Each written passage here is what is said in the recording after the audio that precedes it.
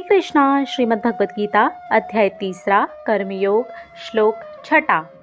कर्मेन्द्रियाणि संयम्य य आस्ते मनसा स्मरन् इन्द्रियार्थान् विमूढात्मा मिथ्याचारः स उच्यते।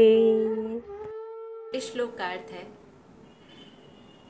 जिस मनुष्य को लगता है कि उसने अपनी 5 कर्म इंद्रियों को अपने वश में करके रखा हुआ है, वश में है उसके, लेकिन वो उनके ऊपर संयम नहीं रख पाता।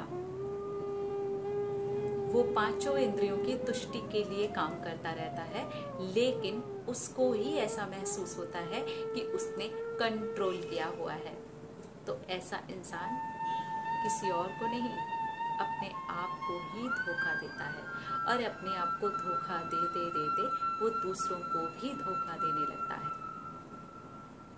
इस श्लोक का यही अर्थ है, और श्री कृष्ण भगवान अर्जुन को यही बता रहे हैं कि कर्म इंद्रियों को वश में रखो तो उसके ऊपर पूरी तरह से संयम भी बना करके रखो।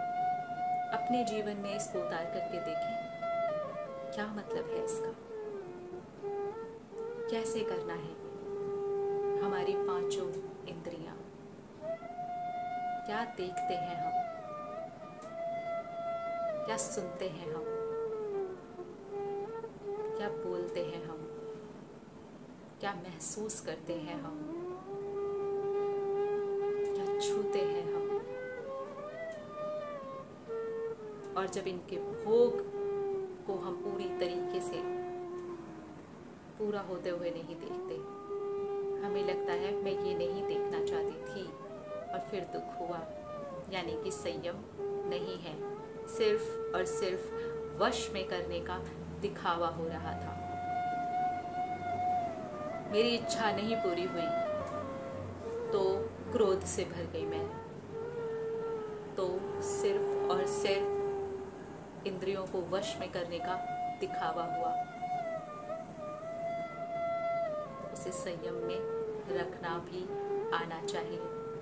शांत, इतना शांत होना चाहिए मन कि अगर मेरी इंद्रियों की तुष्टि नहीं भी होती है तो भी संयम बरकरार रहेगा, शांति बरकरार रहेगी। क्योंकि इंद्रियां कब तक है?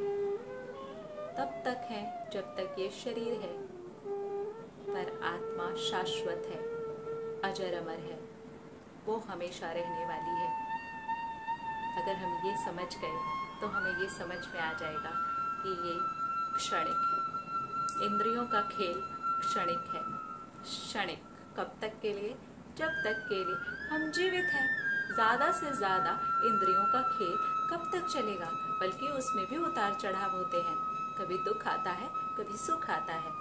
हमें अपने मन को सुख में भी स्थिर रखना चाहिए, दुख में भी स्थिर रखना चाहिए। इसी को बोलते हैं संयम। अगर इस तरह से 5 इंद्रियों के ऊपर संयम बना करके रख लिया तो हम खुद को धोखा नहीं देंगे। लेकिन अगर दुखी हो रहे हैं, शोक मना रहे हैं, क्रोध हो जाते हैं, ज़रूरत से ज़्यादा ही संताप करते हैं, बहुत परेशान होते रहते हैं, शांति अंदर की भंग होती चले जाती है, तो हम स्वयं को धोखा देते हैं। क्योंकि असली स्वभाव जो है हमारा, वो है शांति। अगर हम अपनी आत्मा को जानने का प्रयास करेंगे तो हम शांति को आराम से पालेंगे। मिलेंगे अगले श्लोक में और देखेंगे हमारी श्रीमद् भगवत गीता हमें क्या शिक्षा दे रही है।